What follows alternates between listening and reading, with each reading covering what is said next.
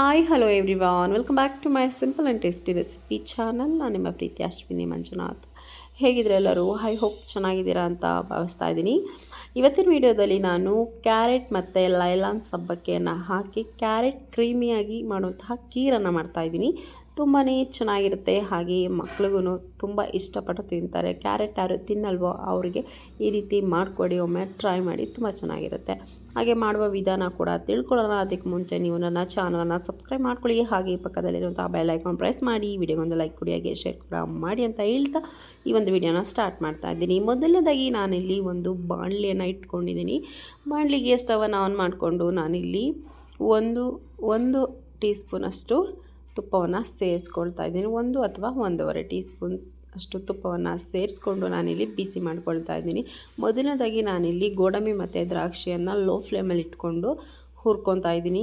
ನಾವು ಹುರ್ಕೊಬೇಕಾದ್ರೆ ಗೋಡಂಬಿ ಮತ್ತು ದ್ರಾಕ್ಷಿ ಎರಡೂ ಚೆನ್ನಾಗಿ ಫ್ರೈ ಆಗಬೇಕು, ತುಂಬ ಚೆನ್ನಾಗಿರುತ್ತೆ. ನೋಡಿ, ಈ ಒಂದು ವಿಧಾನವಾಗಿ ನಾವು ಸ್ವಲ್ಪ ಲೈಟಾಗಿ ಗೋಲ್ಡನ್ ಬ್ರೌನ್ ಕಲರ್ ಬರೋ ತನಕ ರೋಸ್ಟ್ ಮಾಡ್ಕೊಳ್ಳೋಣ. ಇವಾಗ ಇದು ಚೆನ್ನಾಗಿ ರೋಸ್ಟ್ ಆಗಿದೆ. ನಾನಿಲ್ಲಿ ಸೈಡ್ಗೆ ತೆಗೆದಿಟ್ಕೊಳ್ತಾ ಇದ್ದೀನಿ. ನಾನಿಲ್ಲಿ ಒಂದು 2 ಮೀಡಿಯಮ್ ಸೈಜ್ ಕ್ಯಾರೆಟನ್ನು ತುರಿದಿಟ್ಕೊಂಡಿದ್ದೆ. ಅದೇ ಬಾಣಲಿಗೆ ನಾನು ಕ್ಯಾರೆಟನ್ನು ಸೇರಿಸ್ಕೊಂಡು ಚೆನ್ನಾಗಿ ಹುರ್ಕೊಳ್ತಾ ಇದ್ದೀನಿ. ನೋಡ್ತಾ ಇರ್ಬೋದು, ಅದು ಕಲರ್ ಚೇಂಜ್ ಆಗೋವರೆಗೂ ಹುರ್ಕೊಳ್ಳಿ. ನೋಡಿ, ಈ ಒಂದು ಕಲರ್ ಬರಬೇಕು, ಅಲ್ಲಿ ತನಕ ನಾವು ಘಮ ಬಿಡೋ ತನಕ ರೋಸ್ಟ್ ಮಾಡ್ಕೊಬೇಕಾಗುತ್ತೆ ತುಪ್ಪದಲ್ಲಿ ಕ್ಯಾರೆಟನ್ನು. ಇವಾಗ ಕ್ಯಾರೆಟ್ ಕೂಡ ಸೈಡಲ್ಲಿ ಇಟ್ಕೊಳ್ಳೋಣ.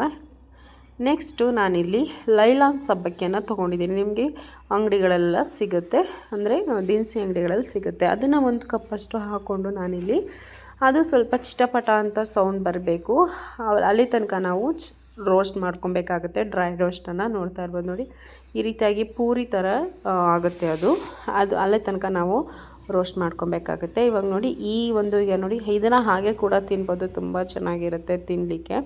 ಸೊ ಇವಾಗ ಇದು ರೆಡಿಯಾಗಿದೆ. ನೆಕ್ಸ್ಟು ನಾನು ಇದನ್ನು ಬೇರೆ ಪ್ಲೇಟ್ಗೆ ಸರ್ವ್ ಮಾಡ್ಕೊಳ್ಳೋದು ಏನು ಅವಶ್ಯಕತೆ ಇಲ್ಲ. ಇದಕ್ಕೇನೆ ನಾನು ಕಾಯಿಸಿಟ್ಕೊಂಡಿರುವಂತಹ ಬಿಸಿನೀರನ್ನು ಸೇರಿಸ್ತಾ ಇದ್ದೀನಿ. ಅಂದರೆ ಒಂದು ಬೌಲ್ನಷ್ಟು ಬಿಸಿನೀರನ್ನು ಸೇರಿಸ್ತಾ ಇದ್ದೀನಿ. ನೋಡ್ತಾ ಇರ್ಬೋದು, 1 ಬೌಲ್ನಷ್ಟು ಅಥವಾ ಇಲ್ಲ 1 ಲೋಟದಷ್ಟು ಬಿಸಿನೀರನ್ನು ಸೇರಿಸ್ಕೊಳ್ತಾ ಇದ್ದೀನಿ. ಬಿಸಿನೀರನ್ನು ಸೇರಿಸಿ ಚೆನ್ನಾಗಿ ಮಿಕ್ಸ್ ಮಾಡಿಕೊಂಡು ನಾವು ಒಂದು 5 ನಿಮಿಷ ಕುದಿಸ್ಕೊಂಡ್ರೆ ಈ ಒಂದು ಲೈಲಾನ್ ಸಬ್ಬಕ್ಕಿ ಬಾಯ್ಲ್ ಆಗುತ್ತೆ ಚೆನ್ನಾಗಿ.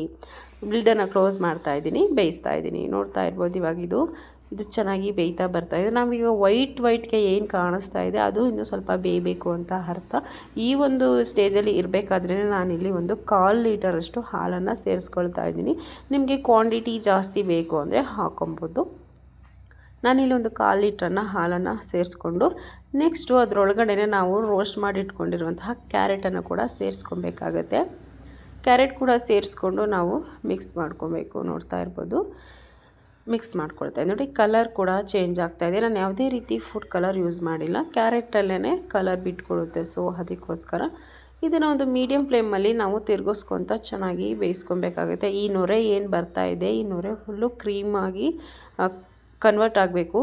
ಸೊ ನೆಕ್ಸ್ಟು ನಾನಿಲ್ಲಿ 1 ಕಪ್ಪಷ್ಟು ಸಕ್ಕರೆನ ಸೇರಿಸ್ಕೊಳ್ತಾ ಇದ್ದೀನಿ. ನಿಮಗೆ ಸಿಹಿ ಜಾಸ್ತಿ ಬೇಕು ಅಂದರೆ ಹಾಕ್ಕೊಳ್ಳಿ.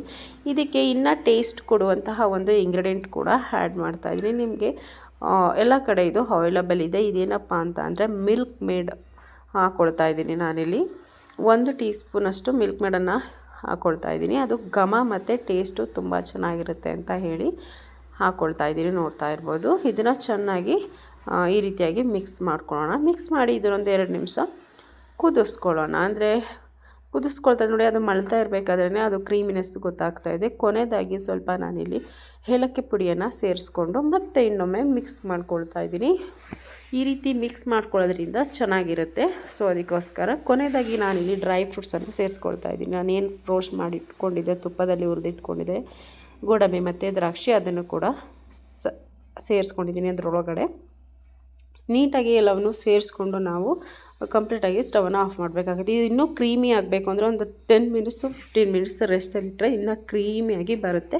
ಸೊ ನಾನು ಇಲ್ಲಿ ತಕ್ಷಣ ಸರ್ವ್ ಮಾಡ್ತಾಯಿದ್ದೀನಿ. ನೋಡ್ತಾ ಇರ್ಬೋದು, ಈ ಒಂದು ರೆಸಿಪಿ ನಿಮಗೆ ಇಷ್ಟ ಆಗಿದೆ ಅಂತ ಭಾವಿಸ್ತಾ ಇದ್ದೀನಿ. ನಿಮಗೆ ಮಕ್ಕಳಿಂದ ಹಿಡಿದು ದೊಡ್ಡವ್ರವರೆಗೂ ಟ್ರೈ ಮಾಡ್ಬೋದು. ಈ ಒಂದು ಕೀರನ್ನು, ಕ್ಯಾರೆಟ್ ಕೀರ್ ರೆಡಿ ಇದೆ. ನೆಕ್ಸ್ಟು ಈ ವಿಡಿಯೋ ಇಷ್ಟ ಆಗಿದೆ ಅಂತ ಭಾವಿಸ್ತಾ ಇದ್ದೀನಿ. ಮನೆಯಲ್ಲಿ ಒಮ್ಮೆ ಟ್ರೈ ಮಾಡಿ ಹೇಗಿತ್ತು ಅಂತ ನನಗೆ ಕಮೆಂಟ್ ಬಾಕ್ಸಲ್ಲಿ ತಿಳಿಸಿ ಅಂತ ಹೇಳ್ತಾ, ಇನ್ನೂ ಯಾರೆಲ್ಲ ನನ್ನ ಚಾನಲನ್ನು ಸಬ್ಸ್ಕ್ರೈಬ್ ಮಾಡಿಲ್ಲ ಅವರು ದಯವಿಟ್ಟು ಸಬ್ಸ್ಕ್ರೈಬ್ ಮಾಡ್ಕೊಳ್ಳಿ, ಪಕ್ಕದಲ್ಲಿರೋ ಬೆಲ್ ಐಕಾನ್ ಪ್ರೆಸ್ ಮಾಡಿ ಅಂತ ಹೇಳ್ತಾ ನೆಕ್ಸ್ಟ್ ವಿಡಿಯೋದಲ್ಲಿ ಸಿಗ್ತೀನಿ. ಅಲ್ಲಿ ತನಕ ಟೇಕ್ ಕೇರ್, ಬೈ ಬಾಯ್.